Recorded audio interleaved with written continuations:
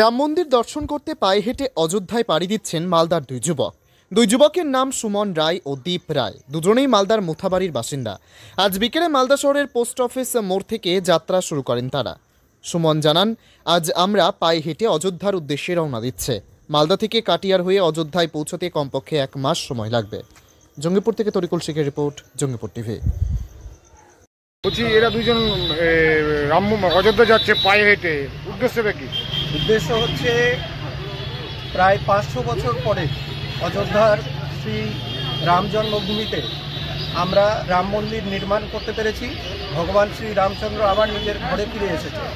সেই আনন্দের মুহূর্তে আমাদের মালদা থেকে তারা সামিল হতে পায়ে হেঁটে ভগবান শ্রী রামচন্দ্রের প্রতি শ্রদ্ধাবশত পায়ে হেঁটে অযোধ্যায় যাচ্ছেন ভগবান শ্রী রামচন্দ্রের মন্দির দর্শন করে। কি নাম দুজনের? এদের নাম হচ্ছে সুমন রায় এবং দীপ রায়।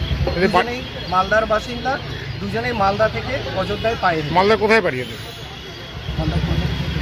মালদার হচ্ছে মোথাবাড়িতে এনাদের দুজনে বাড়ি। কতদিন সময় লাগবে যেতে? মোটামুটি 1 থেকে 1.5 মাস পুরো সময় লাগবে। এবং আসা কোন রুট দিয়ে যাবে?